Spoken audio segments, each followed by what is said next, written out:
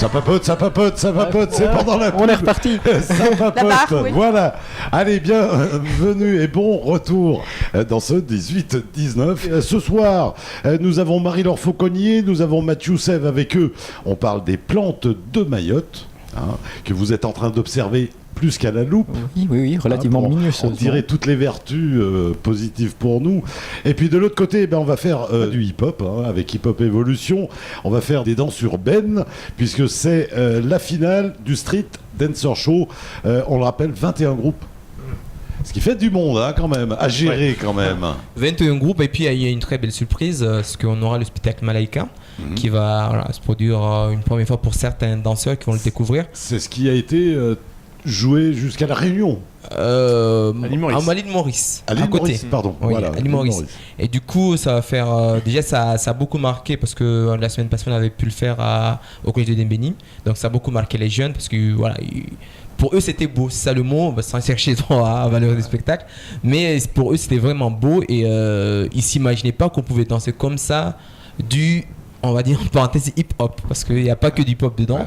Et donc, c'est vraiment un spectacle qui pour moi va permettre aux jeunes de s'inciter de voir où on peut aller par rapport à la danse en gros. Allez, on va partir, allez regarder danser. Bande promo sur KTV. Street Dancers Show, la grande finale, c'est samedi 11 avril à la MJC de Tsingoni. Parmi plus de 250 danseuses et danseurs découverts lors de la tournée dans les villages, 21 groupes ont été sélectionnés et préparés pour la finale. New Style, breakdance, coupé-décalé, dancehall, tous les styles de street dance sont représentés pour faire le show.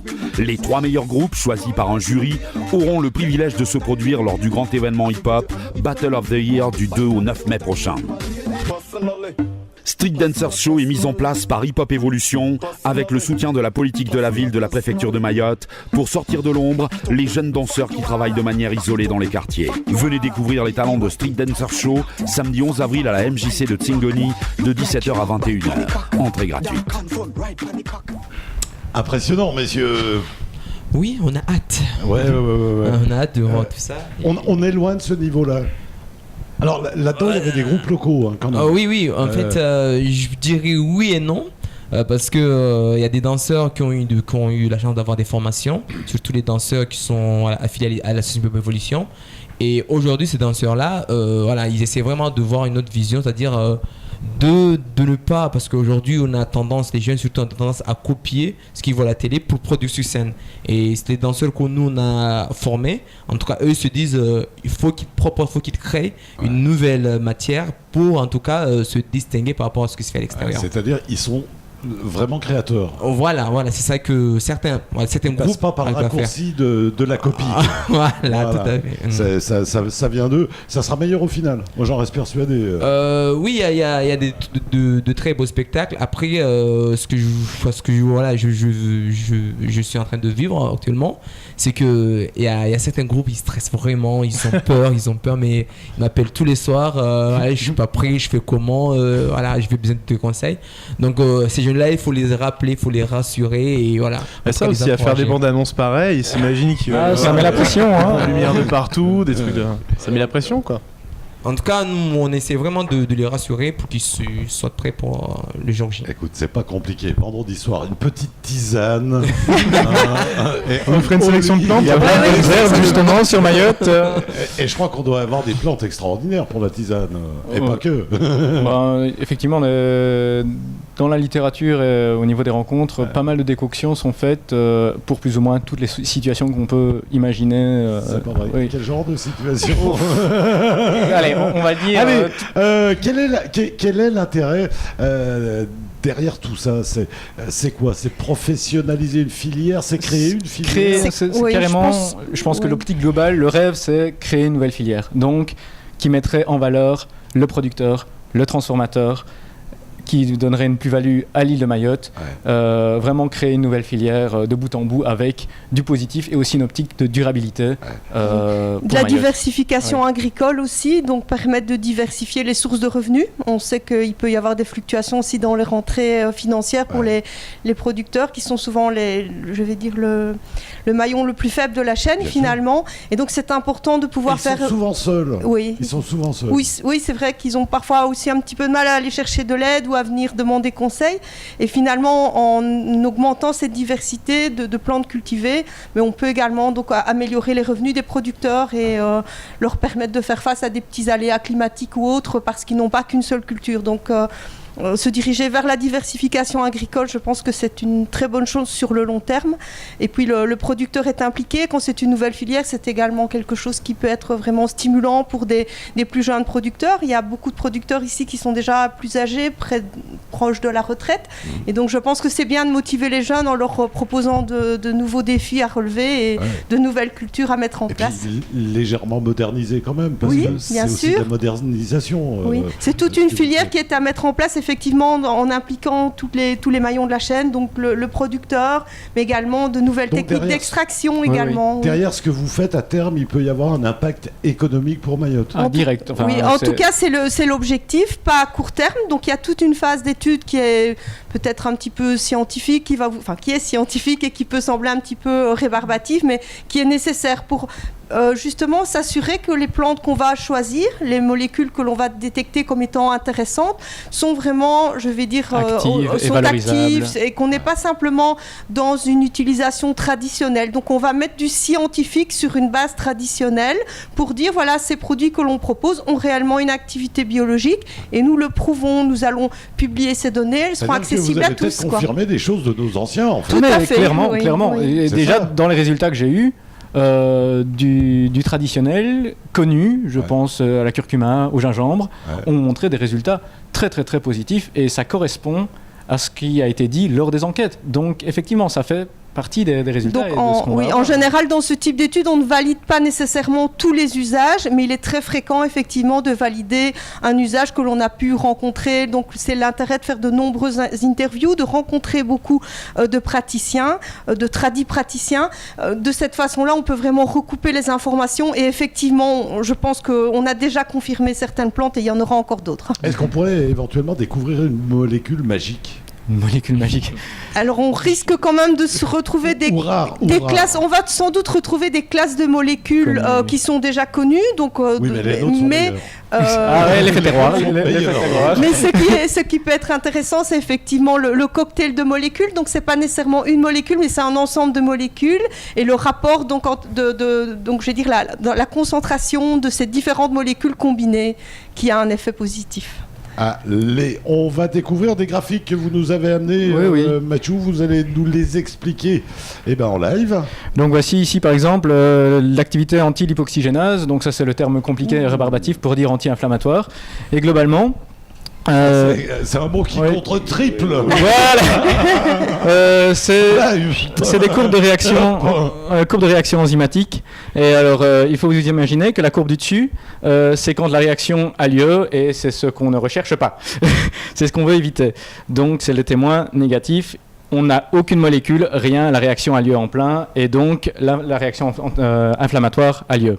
Ensuite, la courbe d'en bas, en pointillé, c'est une molécule synthétique qui nous donne une réaction très très forte, donc plus de réaction anti-inflammatoire, je m'en mêle, plus de réaction inflammatoire, on a annulé complètement la réaction inflammatoire, c'est ce qu'on recherche, mais on ne peut pas se servir de molécules de synthèse. Donc, et entre les deux, vous avez les extraits végétaux. Le produit naturel. Exactement. Et donc, on a en rouge, tout en bas, le gingembre, juste au-dessus en mauve, c'est la curcuma dont je parlais, le litchi et la courbe noire, qui est très intéressante aussi, la lycée glutineuse, donc Lycea glutinosa, aussi appelée avocat marron, ici en turquoise. Toutes ces plantes, ce n'est pas toutes les plantes que j'ai analysées parce que le graphique serait imbuvable et inutilisable, donc j'ai vraiment sélectionné celles qui montraient les effets les plus probants. Et donc il faut se dire aussi que les concentrations des extraits végétaux dans ces simulations in vitro sont très très faibles, donc c'est des extraits végétaux qui sont déjà très efficaces à très faible concentration,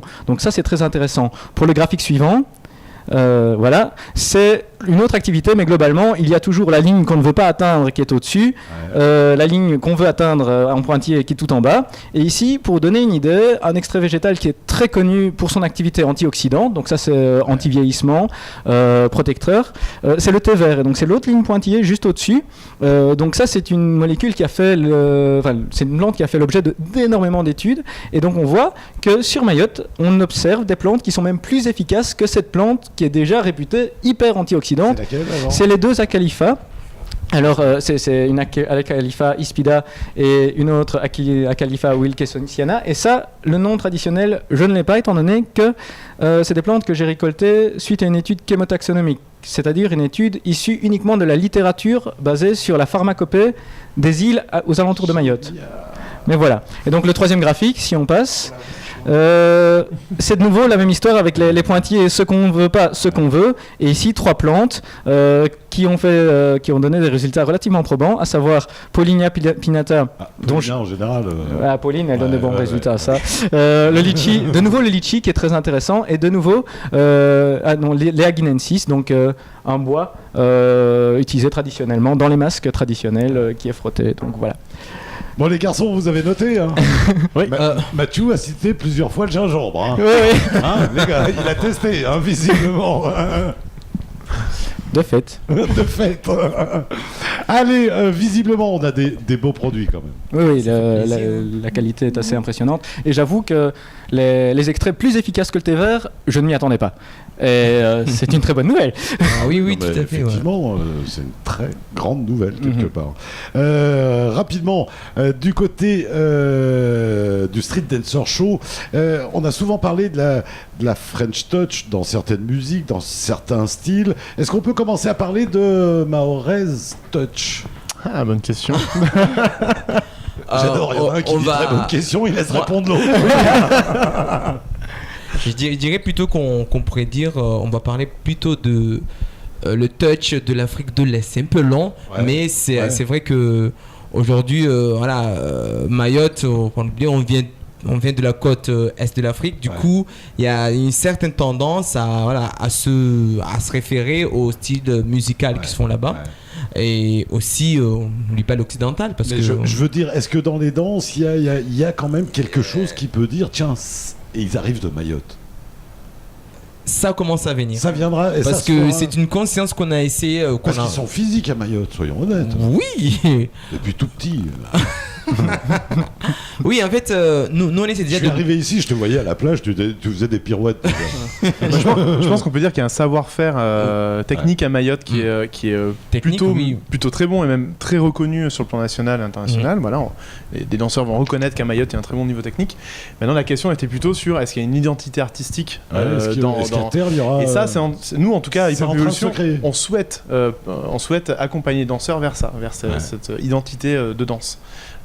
Du territoire mahorais. Mais c'est en train de se construire. Quoi. Donc il y aura des danses urbaines du terroir mahorais. Ah, cet effet terroir, encore et toujours. Il y aura des danses urbaines au gingembre et d'accord. Et vous avez compris ma question parce l'effet terroir.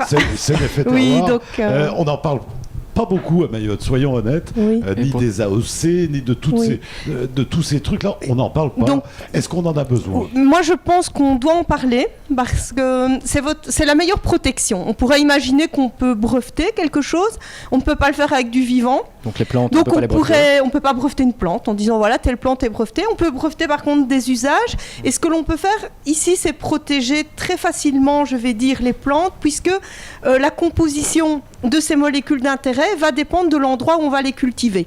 Donc même si on donnait ces noms de plantes que l'on vous a montrés, là on pourrait dire c'est secret, pourtant ils ont montré le nom des plantes, mais on n'a pas peur parce qu'en fait on sait qu'en fonction de l'endroit où elles vont être cultivées, la composition va varier. Et on a montré notamment avec l'ilang qui avait un effet terroir terrible ici, terriblement positif je vais dire, sur Mayotte. C'est-à-dire que la composition de l'huile d'ylang de Mayotte est complètement différente de ce que l'on peut retrouver dans les îles avoisinantes ou même dans la zone, je vais dire, d'où est originaire la plante en Asie. Ce qui veut dire que les services responsables doivent aujourd'hui créer des AOC, des AOP, des... je pense que si on veut... d'origine. Oui. En tout cas, moi, c'est quelque chose que j'aurais tendance à vraiment favoriser, à encourager, parce qu'effectivement, cet effet terroir est important, il est présent, et c'est une façon, je vais dire, de donner vraiment un label, de donner une marque de fabrique à ces produits, parce qu'ils sont vraiment différents.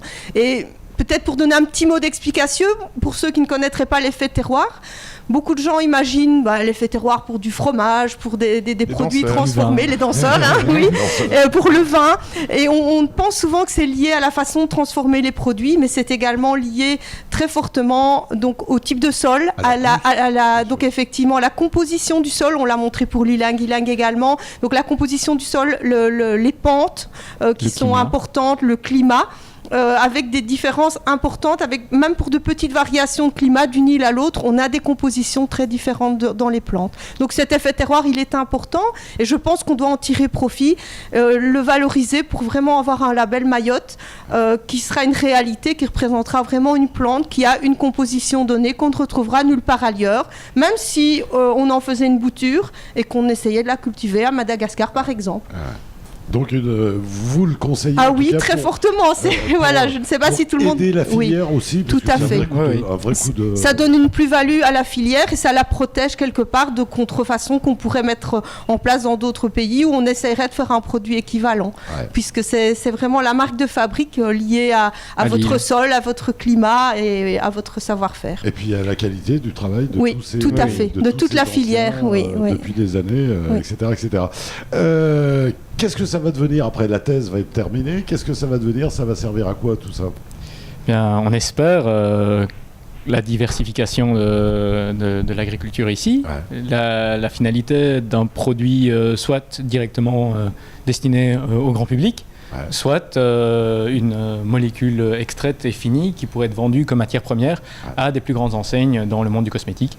Et puis, vous parliez tout à l'heure éventuellement avoir un Mahorais qui prendrait une thèse dans la même optique ou qui pourrait approfondir. Donc c'est ça qui est beau avec la science, c'est que c'est jamais réellement fini. Ça peut intéresser aussi les grands labos, avec parfois des dangers peut-être. Oui. Mais disons que les grands labos et notamment les grandes firmes cosmétiques sont intéressés à renouveler sans cesse leurs matières premières. Il y a un effet marketing également, et donc ils recherchent des matières premières qui sont efficaces, qui sont effectivement, qui ne posent aucun problème d'un point de vue toxicologique, allergiques, etc. Mais ils sont intéressés effectivement à disposer de nouvelles molécules antioxydantes. Il y a effectivement une recherche à la fois d'un effet biologique, donc d'un effet réel au niveau du cosmétique, mais également d'avoir de nouvelles appellations, de nouvelles molécules pour pouvoir effectivement diversifier leur gamme. Donc il y a une réelle demande de la part de l'industrie des cosmétiques et ça représente un marché vraiment important. Assez, Damien. 21 groupes. Ça fait quelques parents. Qu'est-ce que vous avez envie de dire aux parents? Ne vous inquiétez pas, tout va bien.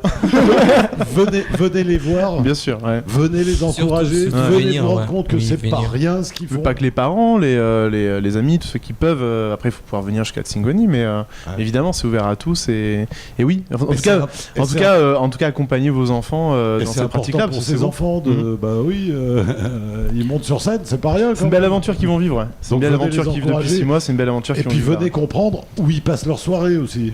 Oui, c'est vrai. De toute façon, moi par rapport aux parents, j'ai un petit message à dire parce que parce que j'avais sélectionné un groupe qui avait une super danseuse, la fille elle dansait super bien. Du coup, j'ai sélectionné le groupe par rapport, en tout cas elle, pour pouvoir la valoriser après. Et un mois après, j'apprends que le père lui a dit tu danses plus. Donc le groupe actuellement n'a plus vraiment l'image que moi j'avais vue lorsqu'ils avaient dansé sur scène. Et là c'est vraiment un choc. Donc on explique à la petite d'expliquer à son papa que ça va pas lui apporter du mal comme certains parents le pensent. Mais en tout cas les parents venez voir et vous ferez votre propre avis parce que il en faut. C'est vrai que les danses urbaines, le hip-hop principalement, qui est notre source d'intérêt, en tout cas hip-hop évolution, mais les danses urbaines de manière générale, souffrent Mauvaise un presse. complexe de mauvaise presse, quoi. Ouais, tout à fait. Les parents s'imaginent de pour ça que suite je vous tendais que cette perche-là. c'est lié à une culture assez négative, ça va être lié peut-être à la drogue, ça va être lié à des choses comme ça, qui sont de l'ordre du fantasme. Ça peut être le cas dans certaines réalités, mais pas ici, pas à Mayotte, et pas en tout cas dans ce que nous on met en place là, quoi. Et c'est vrai que ça, on en souffre. Et quelque part, le spectacle Malaika dont on parlait tout à l'heure questionne aussi un petit peu cette chose-là, de dire pourquoi est-ce que je pense à du hip-hop par exemple, pourquoi j'ai ces a priori là sur ces danses-là, pourquoi j'ai l'impression que c'est une danse que pour les mecs par exemple, et ces questions-là qui se posent, parce que là tu parlais d'une fille, effectivement c'est encore plus le cas pour les filles, même si ça existe aussi pour les garçons, l'inquiétude des parents, mais en tout cas il y a beaucoup d'a priori et ça bloque, ça freine pas mal de danseurs. Allez, tous les soirs à peu près à cette heure-là, eh bien on les retrouve, c'est nos amis de la DSM, comme tous les jours, c'est un mot, un signe, c'est tout de suite sur Quasi.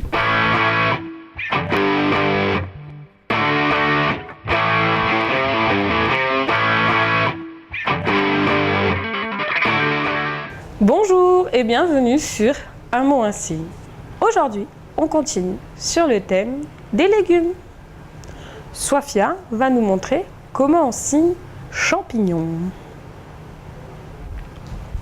Donc en fait, ça représente la forme du champignon. On le refait ensemble. Et comment tu signes haricot? On le refait ensemble. Merci et à demain.